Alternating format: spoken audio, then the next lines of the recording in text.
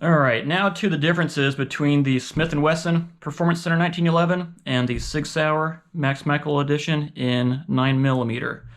You saw in the video, shooting the Smith & Wesson here. What are a couple things you do like about this gun? Well, I do like the trigger pull on it. It was quite surprising and super easy. I don't care for the front sight of it, but the grip is nice and smooth. Even though it doesn't look like it might be, it definitely is. Yeah, when you compare the grips, the Sig Sauer has a little bit more coarse grip, which again, it's not horrible, but I do prefer the grips on the Smith & Wesson. You mentioned the front sights. You can clearly tell the difference with the front sights of the red versus the traditional black there. So a huge fan of fiber optics.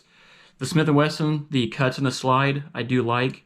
They don't serve anything really performance. They do lighten the weight of the slide, but it's not a ported barrel. Both have adjustable rear sights. Trigger pulls are very similar. The Smith & Wesson has the curved trigger, where the Sig Sauer has the true flat trigger, and then the mag wells. The Sig Sauer has more of the traditional competition style mag well, where the Smith & Wesson does not. But all in all, both enjoyable guns. Obviously, racking a 9mm is different than a 45, but compared to Kimber's, racking of that gun is pretty difficult. So. Oh, I did it. Good Barely. job. Good job.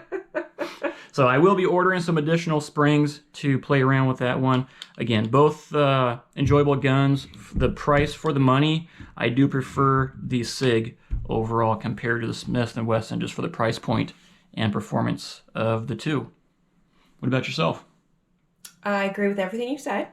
One thing though is I don't like the magwell. I feel like it's very hard to load, or makes it a little more challenging to load the magazine into the Sig Sauer. Other than that, I agree with everything else you said. So can we buy some more 1911s? No, not at this time. I'll ask again tomorrow then. I want to point out a couple differences between the two. You got the Sig and Smith & Wesson. The barrel's only difference. The Smith & Wesson has less material than the Sig does. So this Sig barrel could last longer potentially. And the guide rod's a lot shorter on the Sig than what the Smith & Wesson has. So that obviously means that the spring's going to be longer on the Smith & Wesson compared to what's on the Sig. Other than that, pretty standard 1911 parts.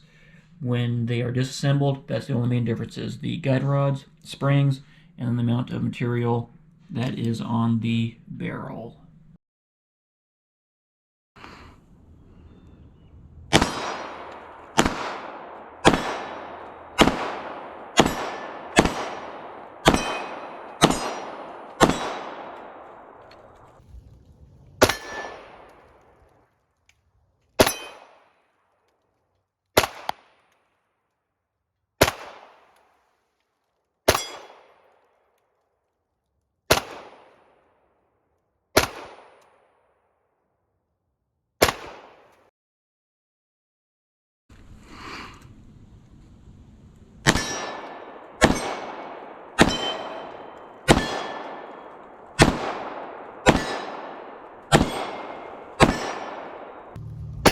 My Lord!